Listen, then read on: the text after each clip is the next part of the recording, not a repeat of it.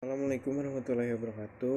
Perkenalkan, nama saya Ahmad Rizky dari kelas 12 Rekayasa Perangkat Lunak. Nah, di sini saya akan menjelaskan tentang pengaruh kemajuan iptek terhadap negara dalam Bhinneka Tunggal Ika. Nah, perkembangan ilmu pengetahuan dan teknologi atau iptek telah menjadi bagian hidup manusia di berbagai bidang seperti politik, ekonomi, sosial budaya, hukum maupun pertahanan dan keamanan. Pengaruh positif kemajuan iptek terhadap NKRI. Yang pertama, iptek merupakan bagian dari kebudayaan manusia. Yang kedua, penciptaannya ditunjukkan untuk memudahkan manusia dalam melakukan aktivitas kehidupannya seperti MRT atau disebut juga angkutan cepat terpadu dalam penyediaan modal transportasi publik yang nyaman, mengurangi kemacetan, meningkatkan kualitas hidup, serta mengatasi polusi udara.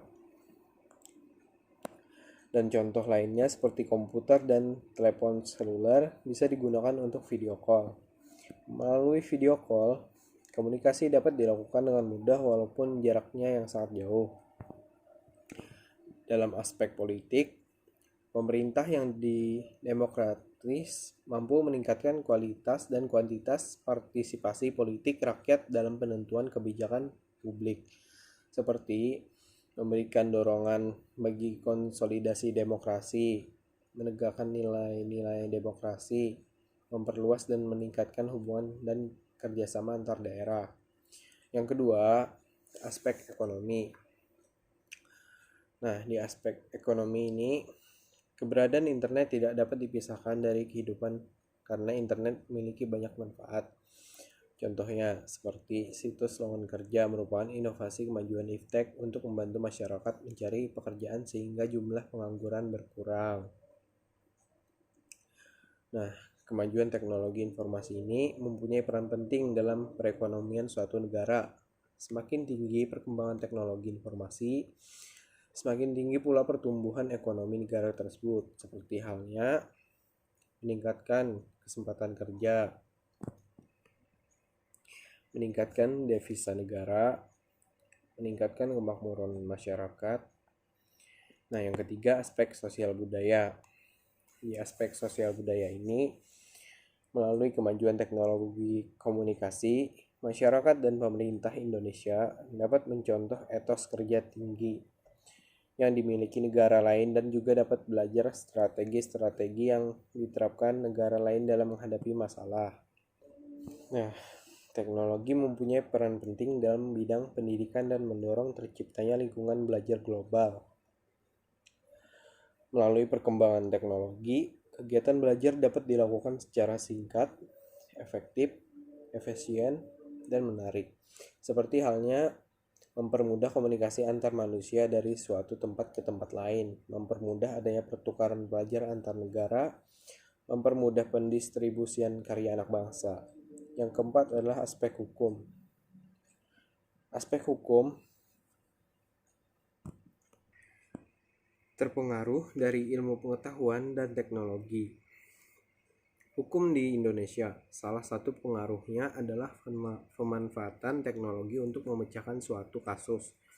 Teknologi digunakan untuk mencari bukti, teknologi informasi dan komunikasi dapat digunakan untuk membuktikan benar atau tidaknya suatu bukti tersebut. Penegak aspek hukum ini ialah jaksa, polisi, dan hukum. Makin menguatnya supremasi hukum, demokratis, dan tuntutan terhadap dilaksanakannya hak asasi manusia, menguatnya regulasi hukum dan pembuatan peraturan perundang-undangan yang memihak dan bermanfaat untuk kepentingan rakyat banyak. Makin menguatnya tuntutan terhadap tugas-tugas penegak hukum yang lebih profesional, transparan, dan bertanggung jawab. Nah, yang kelima ini adalah aspek pertahanan dan keamanan. Pertahanan negara memiliki peran dan fungsi untuk mempertahankan eksistensi bangsa Indonesia dari setiap ancaman dan gangguan. Pengaruh positif kemajuan iptek aspek pertahanan dan keamanan antara lain menguatnya supremasi sipil dengan mendudukan tentara dan polisi sebatas penjaga keamanan, kedaulatan, dan ketertiban negara. Peningkatan akurasi dan keandalan teknologi persenjataan dari NKRI, membantu pengawasan dan menjaga keutuhan NKRI. Adapun manfaatnya, kemajuan ilmu pengetahuan dan teknologi yaitu membantu manusia menyelesaikan berbagai pekerjaan lebih ringan dan lebih efisien, memotivasi manusia untuk berpikir dan berkreasi menciptakan teknologi baru, terbukanya lapangan pekerjaan sehingga mengurangi angka pengangguran, dan mengurangi pemakaian bahan alami yang semakin langka.